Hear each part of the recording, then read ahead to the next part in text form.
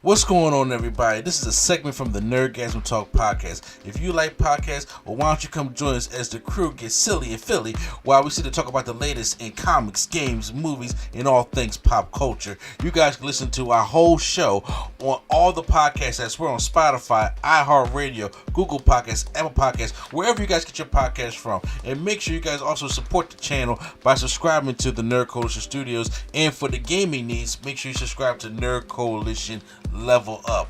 This is the Nerd Coalition. Hope you guys enjoyed the show. And now, feel the nerd. Marvel's DC. Damn, how do I say this? Marvel's latest Disney Plus series, Secret Invasion. I was hyped for it. I ain't gonna lie to you. I was just like, okay, but I was shocked that it wasn't gonna be a movie.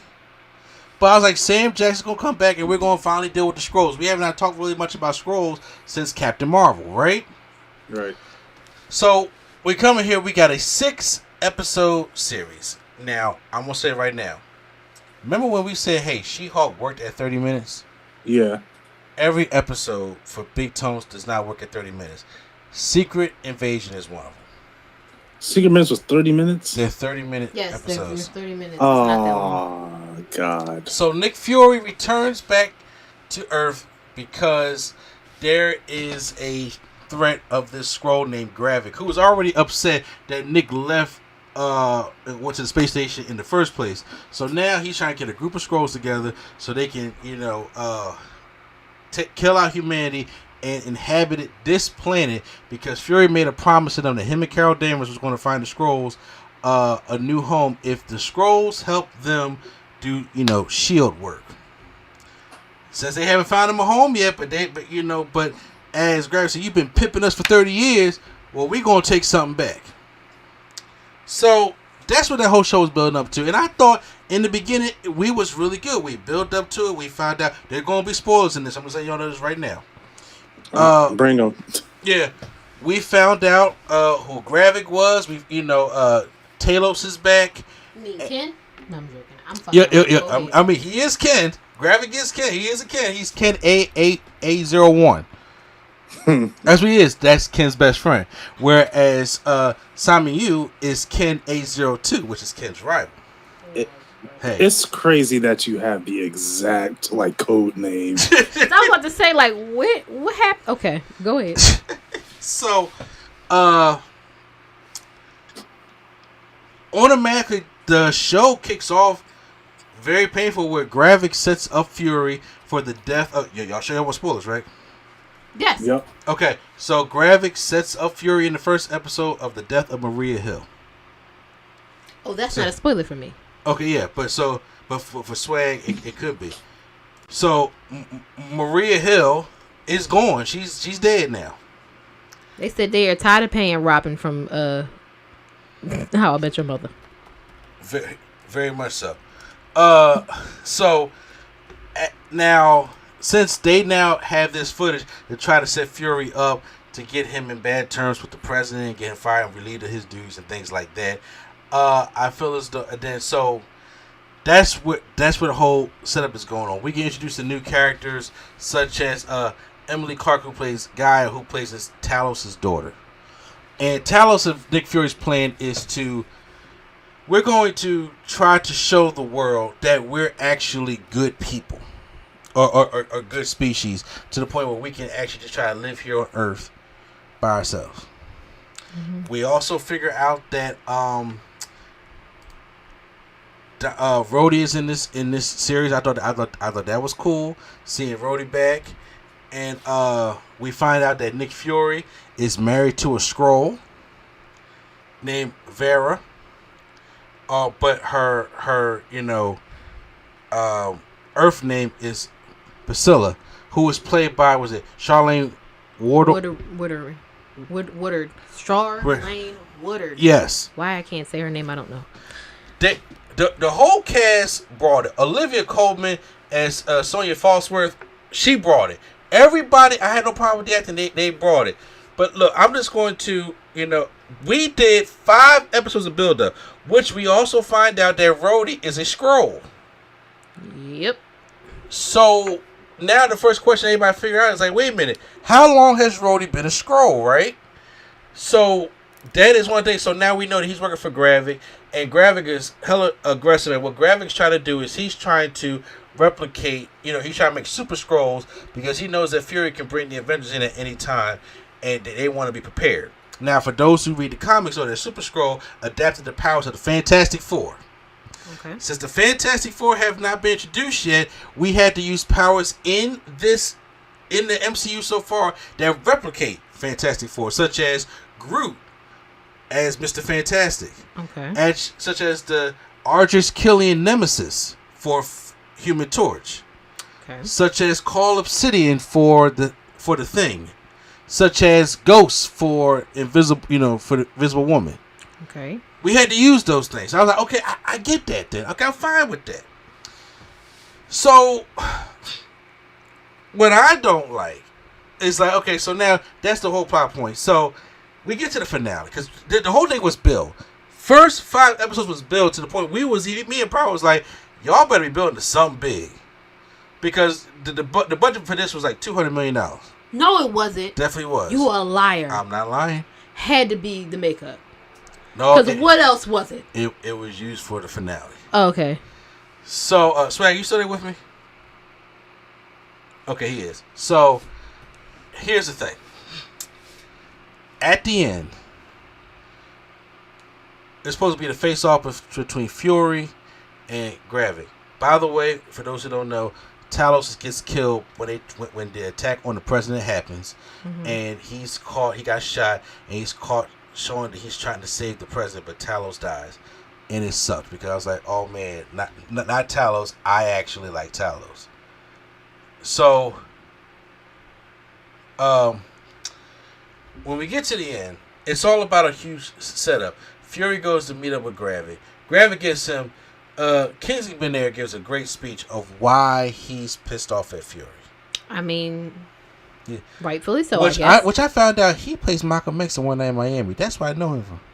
Is that where we know him from? He plays Malcolm X. He's going to be playing Bob Marley, obviously. Yeah, I saw that. No, but I'm talking about before this. I couldn't remember where we saw him first. But yeah, so he gives him a great speech on why he is, and the guy that he is posing as is the first person he ever killed for Fury. Oh. And I was like, oh man, I want him to dig into that, Yes, that's something you explore. Yeah, and dig into all this exposition and stuff like that. And when he goes and, where the location at is high in radiation. So Fury is cough. You got to take these pills to keep him protected from the radiation. But, the pills drop and then he starts beating up Fury. Oh, then when he goes to punch Fury and Fury grabs his arm, and I'm just like, oh snap, did we just get the Fury, does he have powers? Did he take the serum? Because he's supposed to he wanted the Avengers serum or Carol Danvers blood so he could take it from Fury and put it in his scrolls.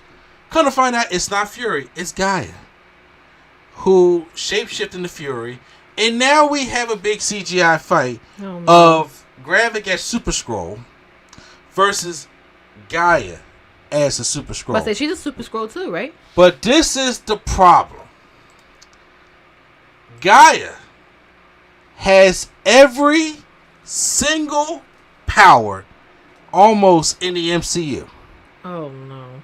Oh no. Every single power. They have a list going down of whose powers that she has had that's in her. From Captain Marvel to Call Obsidian to Winter Soldier to Black Panther to Ghost to Ebony Maw to Proxima Midnight. These are all in her. But to why Mantis, does she have all of that? to Korg, to Groot, to the Nemesis. She has all of this in her. So how would she have all of that and Gravik doesn't? I think Gravik does have all that also because he was going. It was shooting off and going using all the powers. At the end, she kills Gravik. She blows a Captain Marvel hole through his chest. And he didn't just hold. He didn't just heal. He did not. Oh, and she got the Hulk in her too. And it's a big hole in him, and he did not heal, and it's just like blew the shit up. So wait. Yeah. You mean to tell me they do all of this build up? He's mad at Nick Fury. Blah blah blah blah blah. Just for the final fight scene to be between him and Gaia. Yeah. I mean, he did mark her pop, so he did kill the pop. He did kill her. You know, the Skrull Betos that she recruited. He slit his throat. So I mean, I not that she doesn't have a reason to want to like go in on him, but really.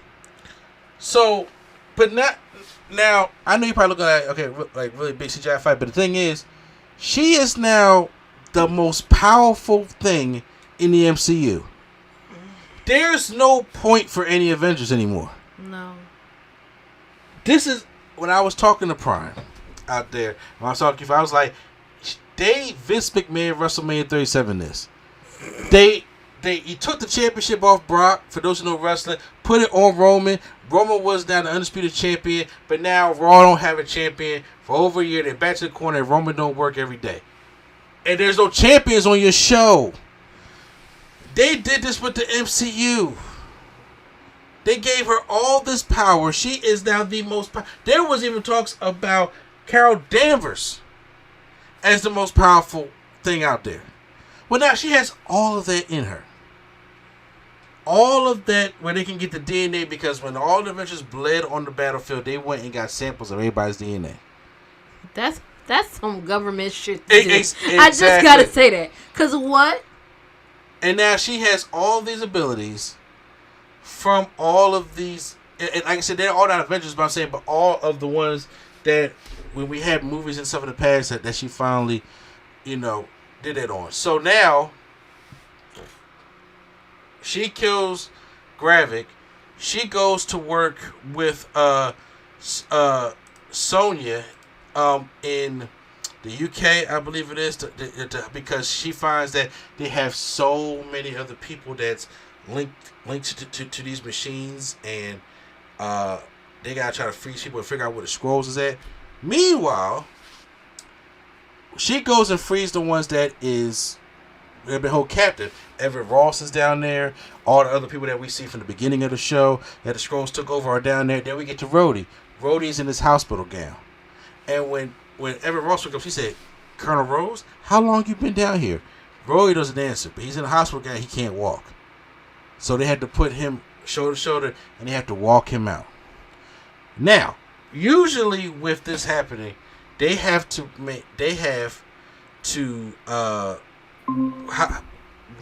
they were captured, is the last time when they were captured. That's when the Skrull took over. The last time Rhodey had a hospital gown was Civil War. We've been saying it. Yeah, but see, I don't want it to be Civil War, but I think that's what it's going to be. I think it's so. I heard a rumor that it was, Falcon and Winter Soldier. That I heard something that said that Falcon and Winter Soldier was the Skrull one, and Endgame wasn't.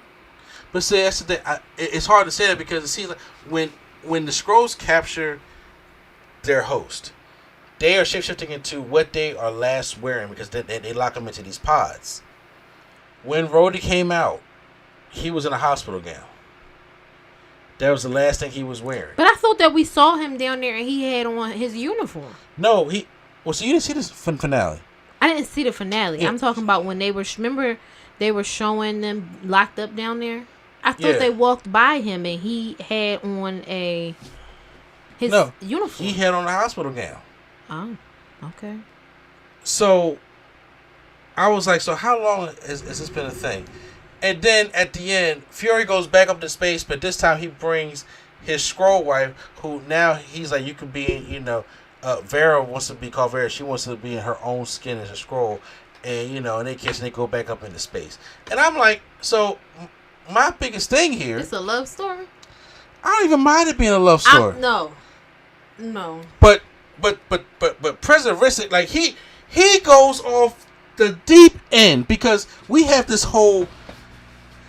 God, I hated this whole gun scene, because the character of played by I'm looking at her right now, Olivia Colman, Sonya Falsworth, in the beginning episode when she comes to interrogate a Skrull, the first thing she do is cut off his finger, so you can see if the fingers will go back to being a Skrull that she knows is a Skrull. So she's either going to do that or shoot people in the leg so she can see what the blood looks like to see if you're a Skrull. At the end, when the president is in the hospital, and she calls and sets up like a little dummy mission for Rhodey, or Scrody as they've been calling him. He tried to pull the president out to move him into a safer room, but it gets the Secret Service out so they can take them. Her and Fury can take them down. Then they have a standoff where Fury is right there in front, and he said, "Mr. President, hey, that's a Skrull right there." And then she comes up behind Don Cheadle and holds a gun to his head, and this thing goes on for too long as an interrogator trying to convince the president that this is a Skrull. Do what you said you was going to: shoot him in the leg, cut off his finger, see if it's a Skrull, get rid of him. And I'm like, all this unnecessary exposition. So now the president goes crazy. It's just like, hey, all life forms that have not been born on Earth, you have the right to go kill them. Which causes this... Sir, what in the purge? Exactly. Genocide. So Fury I called talking about something, yo, man, you talking like a one-term president. So now vigilantes are going out, and people they think are Skrulls, they're going to killing them. They're going on news sets. They're going on television, and they're coming up to these officials. They're shooting them. Some are Skrulls, and it shows in there some art.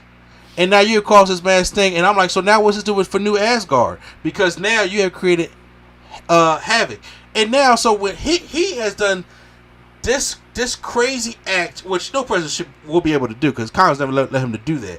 But we've seen shit like that with presidents. You know what I'm saying? But this is going to make room for Thunderbolt Ross to become president. That's what happens. That's where this comes from. In Captain America: Brave New World. That's where this is set up from. Yeah, for him to be president. But that's the only thing. I was like, these shows feel like setups for movies. Yeah. Let the show be fine, because I think Secret Invasion should have been a movie. But I was like, it just fell flat. Now you have the most powerful being in the universe. Where does she fit into the Marvels coming up? Where does she fit in? There's no need for an Avengers if you have one entity with all the powers. I mean, okay, I can't say that. There will always be a time where you need a team. One person can't be everywhere. That's the problem with Captain Marvel. Yes, I understand that, but right now she is the most powerful thing in the MCU right now. And I was like, that's cheap. All this exposition and building we could have built to one big ass secret like Seven, the movie Seven, and build up to the head in the box. I was like, so you give her all these powers to have a big CGI fight and defeat Ground. I was like, but that's cheap. Of all things we could have did, that is pure cheap. And I was like, Marvel, you know better than this. You're supposed to know better than this. But I've been getting the same pattern with these Disney Plus shows recently. Not from the start, but recently. Mm-hmm. Which don't give me any hope, because I don't have any hope for Echo, period. You know, I don't have any hope for Echo. I don't have any hope for Agatha. I just don't care. I don't think people had hope for Agatha in the first place. They're like, listen, we like the song. That was it. We didn't need a whole show. And especially after I missed so hard with Mephisto in WandaVision, I was just like, yep, everything is wrong now. Yeah, everyone missed with this bad, and I just felt as though they did the same thing. So I'm sorry, Secret Invasion, it was very disappointing. That ending brought a lot of the weight to that series down, especially for the weight that y'all was building up for. I don't hate it. It's not the worst MCU show, but it definitely is not one of the best. And I started out and really enjoying it, and I was that's why I say I ain't hate it, and I'm not shit. I'm just saying, but that finale very disappointed me, and it brought it down a little bit.